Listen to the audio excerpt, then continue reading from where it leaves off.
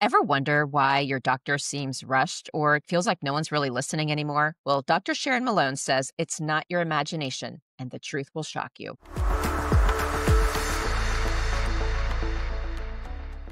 Dr. Malone, it is such a pleasure to have you here today. Welcome to Fempower Health. Well, thank you for having me. So many women, they say, I feel dismissed. I'd love to hear from your side because I've been doing this podcast for many, many years. And what's interesting is the topics that resonate the most now with my audience are chronic pelvic pain and menopause. It's clear why, right? We have this fragmented system. I think right now with menopause, a lot of it is, it's all about hormone therapy, but it's really not. Menopause is actually midlife, and that comes with its own set of complications. So help us put the pieces together because people who are listening are the ones that are frustrated and need answers. So tell us about your side of this. Well, there are two things. And I think that one thing is historically, this is not new news. Women's complaints have been ignored and dismissed for the entirety of the time that we have been in this conversation. Women have always been thought, oh, you complain or you're whining or this is hysterical or it's all in your head. All of these things that we have really not given the full weight of their complaints and have them addressed. Because as physicians, we're really good about solving discrete problems. Okay. Pain, I can't see pain. Menopause symptoms or whatever's going on that may be happening with you, depression, irritability, anxiety, things that we can't see and we don't have an immediate solution for, we tend to ignore because, there's a certain amount of hubris, with the medical profession, I should say. We like to say that we know the answers to things. And things that we don't have an answer for, we push them to the side. And that's why I think so many complaints have been ignored, not just because the complaints weren't legitimate, but sometimes the complaints take more than a 15-minute visit to sort out. Sometimes I've done all the things that I can do diagnostically, and I don't have an answer. So I don't want to talk about that anymore. That's sort of from the physicians, I'd say the historical perspective about why physicians are dismissive of women. There's also an additional pressure that's going on right now that wasn't really the case 30 years ago. There have been these real serious inflection points in sort of how we have practiced medicine in the 30 years that I've been here. When I started, we went from that old way of doing it to insurance-based. The insurance company is in charge of what medications you can get or what doctor you can see. That took away a bit of the autonomy of the doctors. And now what has, I think, further deteriorated that relationship is the fact that now doctors are no longer even in control of their time. The traditional private practice where it's a physician-owned practice is becoming a relic. Most doctors' practices now are either owned by corporate entities, either large hospital groups or insurance groups, or private equity groups are coming in and stitching together these practices. And unfortunately, it means that doctors are not, you don't have any autonomy. You are not only being told what you can and cannot do by insurance companies, you are told what you can and cannot do by your employer. You're told not only how many patients you're going to see a day, but how much you're going to get paid for seeing said patients. So there is no upside to being thorough. And that's unfortunate, but that's the reality. And to be honest with you, that's why I wrote my book, Grown Woman Talk, because before we got to all the medical issues, I really wanted to explain to patients how the system has changed and how your assumptions about the way it was, it's not that way anymore. And it's going to require a much larger buy-in on the part of the patients to know how to show up and how to be efficient. Because if you're only going to get a 15-minute or a 30-minute appointment, you can't waste time. You've got to come in there loaded for bear, knowing what your complaints are, having all your records in hand. This is sort of how I think it's deteriorated that doctor-patient relationship. It is understanding that if you go to one doctor or if you go to the emergency room and you have something done and tests, and you go and they say, okay, follow up with your doctor in 3 days. You say, okay, follow up in 3 days. And you get there and you say, well, didn't they send my Right. records? And I'm here to say, no, they Right. didn't. If you're not part of the same hospital system, your doctor has no more access to your records than if they were locked away in someone's office somewhere. And I think that's an assumption that people make, that we have access to everything, and we don't. All of these things sort of get in the way of really being able to get the care that you want. But I think that people are capable of adapting to the new system if you only knew what the new rules of engagement were. Exactly. No, that's absolutely true. There's been a lot of discussion in the healthcare system and with payers around value-based care. Mhm. And so, just for the audience to explain, so what they're trying to look at is right now, the concern is that the fee for service structure, because of all of these crazy things that have happened with businesses buying up practices and the way doctors are paid, because the structure is set up that it's fee for service, the way to generate money is to continue to do procedures and tests. And so they're trying to figure out a way to make it around value-based care. And it's interesting to hear from you that it feels like the decision making is out of your hands. But I can also see on the other side of trying to make it holistic. For example, if someone comes into your office with chronic pelvic pain, obviously you're going to have to be doing tests. And I can assure you that the coding system with the payers does not take into account chronic pelvic pain. And I'll give you a concrete example of incentives driving behavior. And again, first of all, I want to say, and I'm sure you will agree with me, doctors are not bad. Doctors want to help. The systems are not set up. So let's just start Right. there. Right. I've put together this endometriosis working group globally. We're trying to solve this problem with patients that suffer with endometriosis. And I know the issue is more broad chronic pelvic pain, but in the United States, there is a code for endometriosis surgery. It is one code.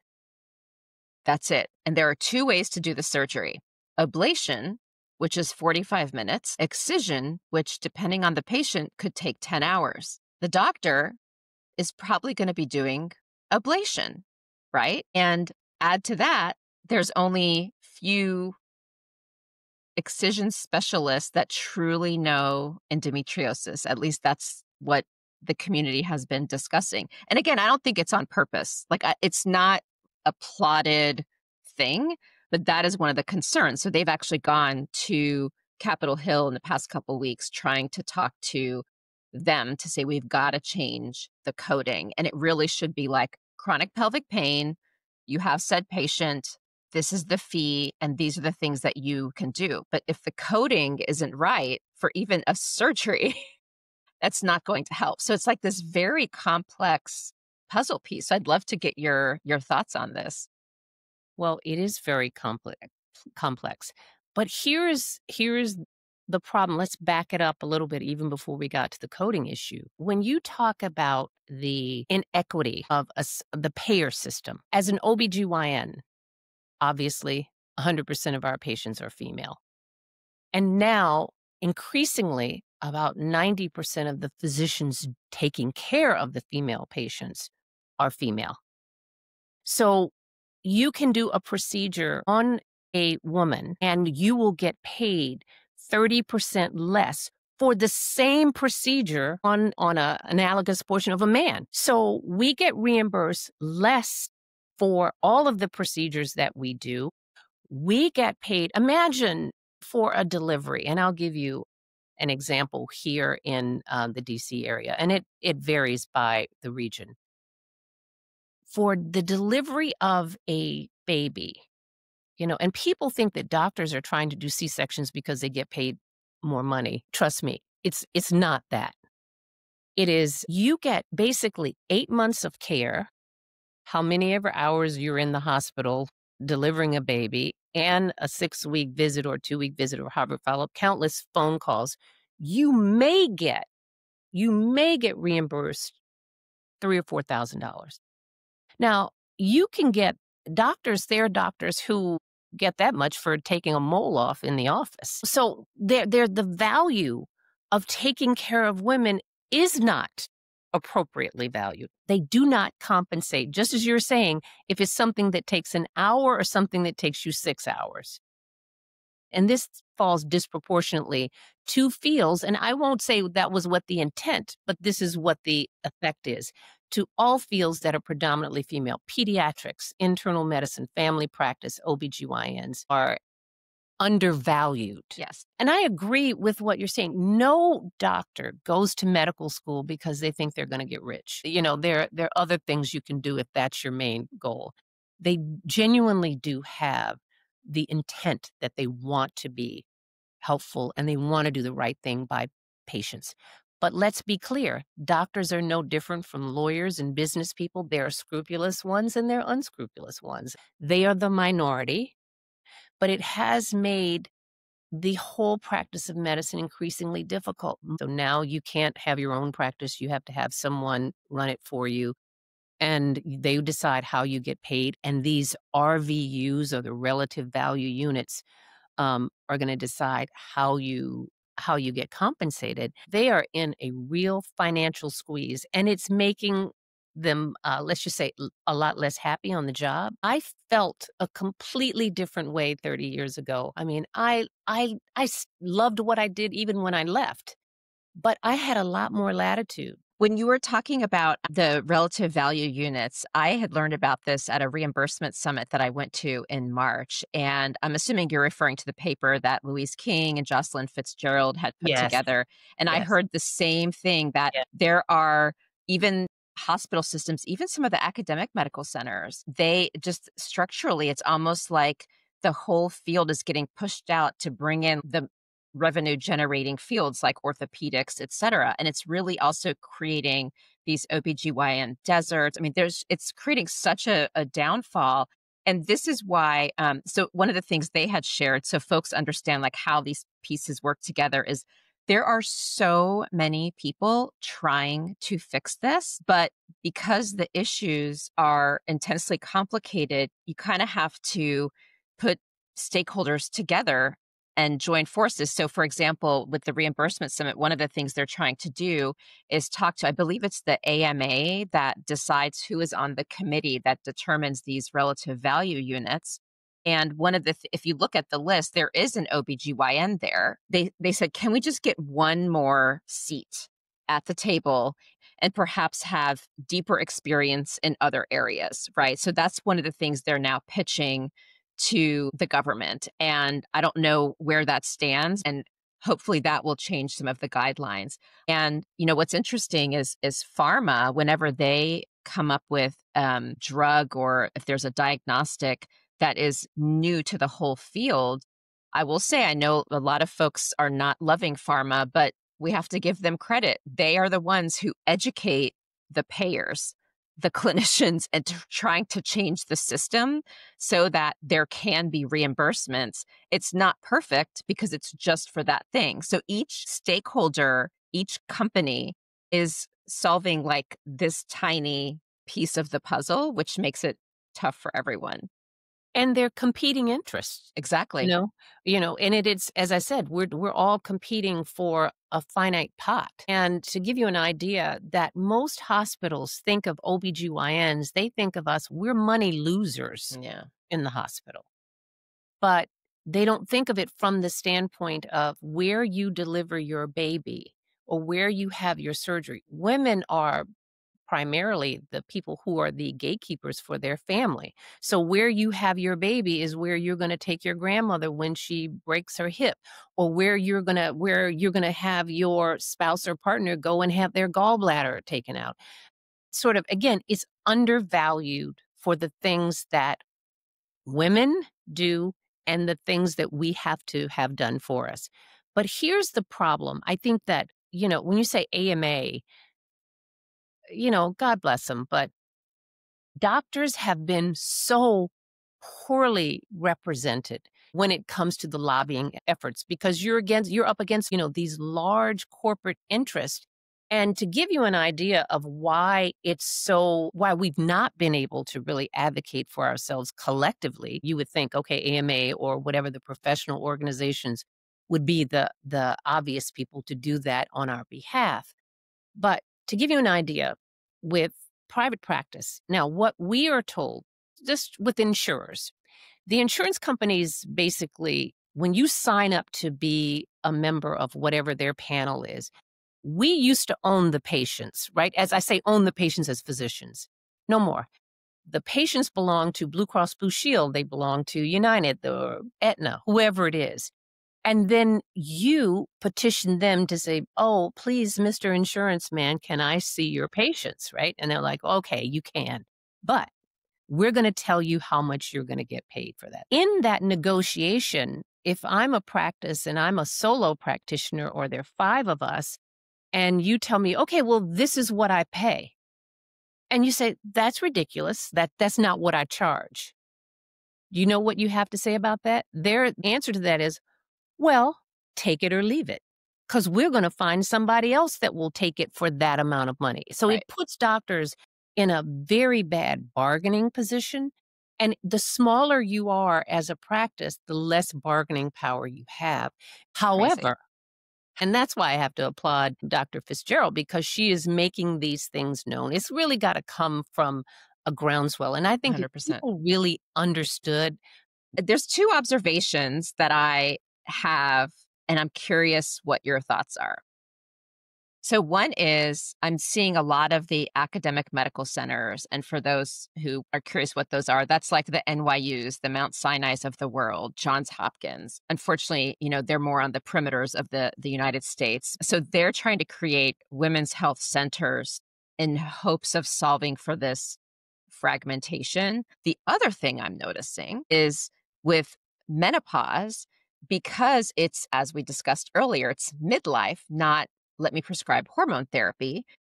A lot of the clinicians are now cash pay because it is so complicated to treat these women and it needs to be holistic. I'd love your perspective on both of these observations. There are 2 things. Care of women in midlife. First off, I think that we have a model for what we could do with care of women in midlife, which obviously is 40 plus. We could say, and we should say, and this is something that is actually afoot, is that it should be a separate specialty. Because OB-GYNs, we're asked to do a lot of stuff.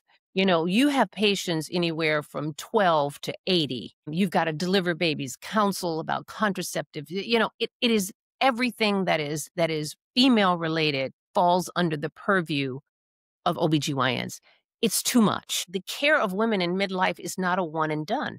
Even when you do hormone therapy, it's an iterative. I need to check in. I need to make sure. We need to make adjustments all along the way. And as we said, in this environment about how you get paid, it's not worth it. It's right. It's not worth it, which is why it doesn't get done. But let me tell you what happens to women in midlife. The doctors that are really good and know how to manage, and they are few who know how to manage women in midlife, because it's not worth it in the insurance market, what do? They come out of it, and now you are a concierge doctor, or you pay $1,000 to come in for a 45-minute or an hour consult. And so there's the rub. To do a really good and thorough job, you can't keep the lights on for what the insurance will pay for you. So you've got to carve that out and make that a separate specialty. And you've got to make sure that the compensation is commensurate with the work that you put into it, because it is more complicated than take a prescription, here's a prescription, go away. Exactly. But here's the bigger issue, is trying to understand what we can do to make the delivery of care more accessible and more efficient. Because even if you found this doctor, and let me say this, it's as much a problem in New York City as it is in Mobile, Alabama, in terms of finding someone who knows how to treat menopause. It's a problem. So what you've got to do is say, well, perhaps how we are delivering care is inefficient. And that is why a lot of what we do in medicine, and particularly when it comes to menopause, is going to be done in the digital health space. Oh, yes. Because you have to, so much of it is education on the front end before you even get to discuss the options about, well, is hormone therapy right for me? What are the lifestyle things I need to do? On and on and on. That can be done so much more efficiently in the digital health space. 100%. Because guess what? You don't need to take a half a day off from work and pay for parking and wait for an hour and then get a 15-minute appointment and walk out and still not understand what you're supposed to do. Digital health is going to be a huge component of it. Artificial intelligence is going to be a huge component of all of our care moving forward, not just menopausal care. And that's why when I left private practice, the one thing I realized is that I did give my patients the care that I would want to have myself and the care that I would want my family members to have. But you know what? I paid a huge price for that because that meant I could only see half as many patients in the course of a day. Let's reimagine that space. We have to do several things. We have to educate women. We have to show them what their options are. And to do that at an affordable, at a place where you don't have to spend $1,000. And that's where technology comes in. We can scale that and leverage the expertise of a few over 1,000, thousands of patients instead of 20 a day or 100 a Right. week. And that's really the place where we're going to land, somewhere in the middle, make it affordable. Now, is insurance ever going to pay for that? Probably not. What's the incentive? Who's going to make them? This is something I want people to appreciate, even this digital health example. And by the way, I think there should be chronic pelvic pain centers, menopause, midlife centers, like anything that's complicated, we need a center. And my hypothesis is digital health can also help. Maybe digital health is the center, right? Yes. But there are ways to do this. Now I want to shift to the patient Mm-hmm. because, I've been doing this a long time. And the thing that doctors have said to me over and over again is we as the clinicians are experts on the conditions. Well, only the ones that we have enough research on, to be fair, and the diagnostics and the treatments. We don't have it for all the conditions. So that makes your job very, very hard. But the women know their body.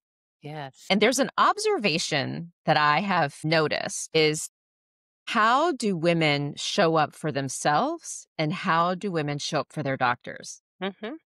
And it's interesting that women tend to wait and we wait and we wait until we're suffering. And then we go to the doctor and we may be so fed up, we don't give the doctor enough information and they haven't been with us for the months, days, years that we've been suffering.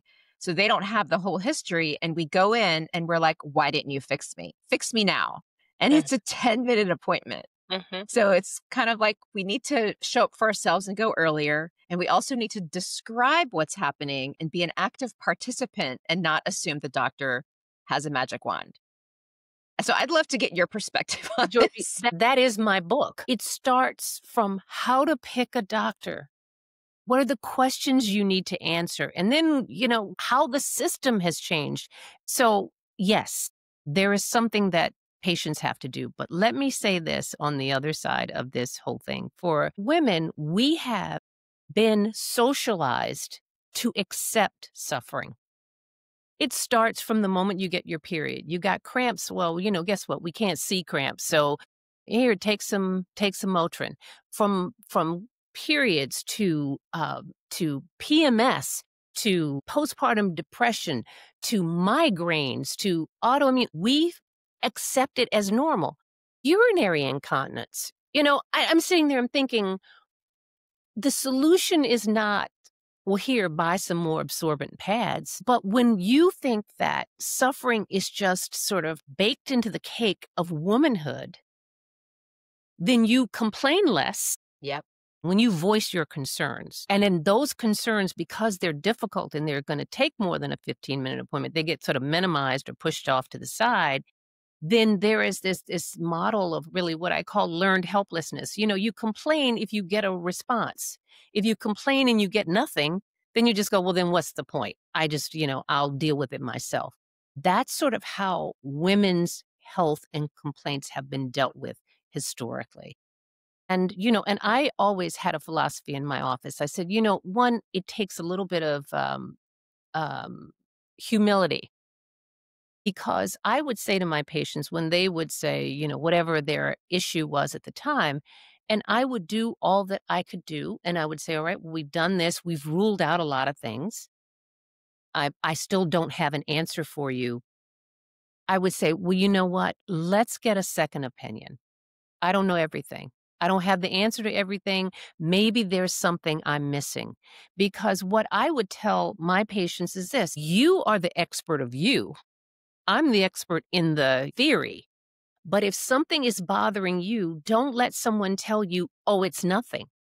You don't have to accept one doctor's opinion about whatever your condition is. So if you don't feel that it's been resolved in the course of that interaction and you feel as if your needs have not been addressed, then I say have a low bar for moving on, because that's what I want women to feel. I want them to feel empowered in this interaction. No, the doctor does not always know best.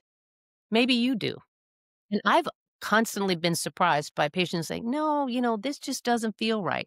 Okay, well, then we're going to go figure it out. I will, to the best of my ability, exhaust all the possibilities before we get to it. And even sometimes you don't get an answer. That's the other thing. If we don't have a definitive answer, then let me figure out what I can do to make this better for you. Let's come up with a plan for how we're going to manage your symptoms. It should not be, well, then just go home and suck it up, take a Tylenol. That to me is just basic patient-centered care. Listening, believing, but that requires a little bit of time, the ability to interact with the patient that way. It also involves trust. Yeah. And that's what I said is more difficult in this environment, because being able to establish that is harder and harder. And I have to tell you, even in today's world, when I say AI is going to be a big part of it, because doctors don't know you and because they don't know your history, they're relying on AI. And I think that used correctly, though, AI is going to be a very powerful tool. Absolutely. One thing I want people to appreciate again, which makes everyone's job hard, all the different stakeholders, is so I think a lot of people view women's health as the conditions that impact only women. But what I'm not sure if people fully realize is there's really also conditions that impact women differently, like heart attacks, and then disproportionately. So, autoimmune disease, Alzheimer's, and the research that is done may not reflect the patient population. In addition, because we're so behind in research for many of these conditions, the doctors do not have diagnostics and treatments for all of these, which is why women are often hopping to doctors to try to figure out what they need to do. It was hard to believe, but it was only until 1993 that it was mandated that women be included in clinical trials. It was, even as of the writing of my book, when I had the latest figures were in 2022, $45 billion from NIH, largest funder of medical research in this country. Less than 11% of that went to conditions that either primarily or predominantly affect women. Less than 11%. Menopause was so low, they weren't even tracking it. Right. Well, but that includes everything. Just as you said, autoimmune diseases, migraines, depression, anxiety, all of these things. When we talk about things like cardiovascular disease and heart attacks, the language is even discriminatory. When women come in with heart attack symptoms, they go, well, she has atypical symptoms. Well, she has atypical symptoms because you're using the male model for what a heart attack looks like. You're not taking into account that women experience those things differently. We are very much influenced by the presence or absence of our hormones. in terms of how we even react to medications. And, for time immemorial, we have the researchers. And see, this is the value of diversity. One, because having more representation in the researchers will determine what questions get asked. So that's important. Having diversity in the people who are reviewing those grants and research to say, if researchers aren't insane, they're not going to say, well, let me submit a proposal 100 times and I'm going to get rejected 100 times out of 100. They do the things that they get funded for. So people who are in charge of making this, that's why women's health has been undervalued and under-researched, because no one thought it was interesting to know why 2/3 of the people with Alzheimer's are women. No one has bothered to really delve into why the health disparities when it comes to Black women in this country. We spend a lot of time talking about maternal mortality. Okay, yeah, that's true. It's the tip of the iceberg. Apply that to anything: heart attack, strokes, menopause symptoms, Alzheimer's, dementia, all of it. It's the same. You can use the same multiplier, but we keep acting as if we don't know what the answers are to some of these things. And some of them we kind of know, Right. but we sort of lack the political will to do something about it. Because it's not always the individual that's the problem, it's the environment Yeah. that people It are is in. complicated. Right, it's access to healthcare. Who Yeah. has it, who doesn't?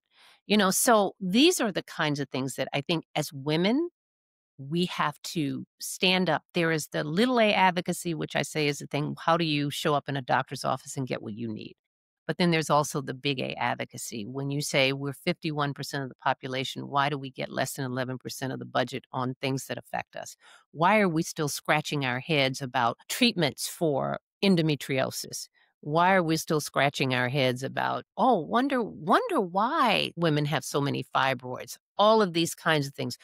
We have been asking the same questions. Well, we haven't been asking the questions. We've just been looking at them and saying, women, that's what they do. What are you going to do? Yeah. There are a lot of folks trying to work on making change, but what we need is participation, right? So there's one group, Women's Health Advocates, and they're working on, like, we're working on an endometriosis day on the Hill. They've done early detection breast cancer, and they do a lot of letter writing campaigns. So that's an easy one. So follow that group. We can take action. Another is when there are clinical trials, please consider participating. For endometriosis, one of the biggest struggles is patient enrollment. Without having patients to do any of these studies, it makes it really tough to get the treatments and the diagnostics to market. The last is, how do women show up? So I'd love for you to respond to that first part, but then I also want to ask you, what are the things that women would be surprised that you as a clinician need to know about them that they may never even think to share with you? We don't know how to show up. See, Georgie, you could almost be a plant in the audience here. I mean, I spell this out explicitly, really, in my book. A big thing that women are unaware of, because we don't talk about it, is really family history. And not because your family history predestines you to any particular condition, one or the other, but it is helpful to know whether or not someone in your family has endometriosis, because endometriosis is more prevalent in family members. We don't know why or what the genetic basis is, but it does follow. Same thing with fibroids. Knowing what your family history is alerts me to the possibility. So many of us have never really spoken to our mothers, to our relatives. You need to know whether or not, did my mother, I'm here and I'm discussing infertility. Did my mother have problems getting pregnant?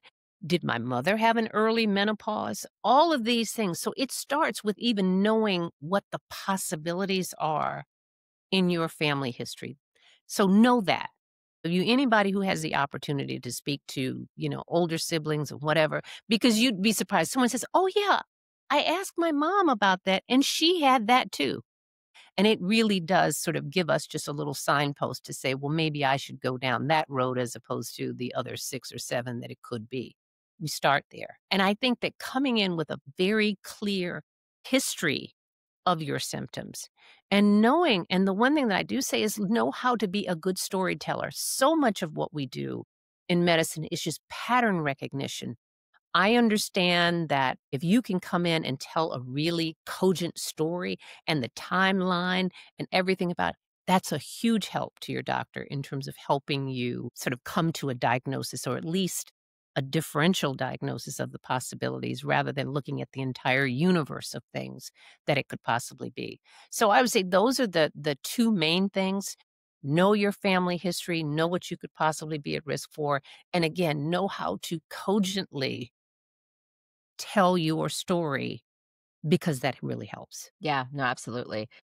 We've talked about so many aspects of the healthcare system. It's great to have these short snippets on social media, and I think they're so helpful. But I don't know if people fully understood why it can be so hard. And so I hope people appreciate this discussion to just have that context. Mhm. And you've given, great insights on we actually do have some power within this system. Now, let's conclude. If you can wave your magic wand, what would you love to see? Different, better? This is gonna sound really Pollyanna-ish, but if I could wave a magic wand, I would access to healthcare is so vitally important, and it to me, it is so wasteful in this country that we spend as much money as we do on healthcare. And yet we have such poor outcomes that there are people who live in different parts of this country who have access to different things. So, I would address the disparities in access really and affordability because, when it comes to OB-GYN, and it was difficult to find out that 50% of the counties in the United States do not have a practicing OB-GYN. And that number is gonna get worse. So we have medical deserts throughout. So this is why I said, figure out our access problem. Figure out a way to make sure that every person who lives in this country deserves a minimum of health care, the basics, and it's not fair and it's not right that a few people get everything and, 75% of the people get either substandard or nothing. And so if I could wave my magic wand and I could say, "What could I do?" And then I would make sure that everyone had access to competent care and, understanding that we can't clone doctors, so that's not the answer, but, not being afraid to use the technology that we have available, and we're smart, we know how to do this. Everybody's got internet, don't they? You could have access should we have the technology and the expertise to make that happen and to get it to people who really need it. I couldn't agree more. Well, Dr. Malone, this has been a true pleasure. You are so welcome. Thank you for having me.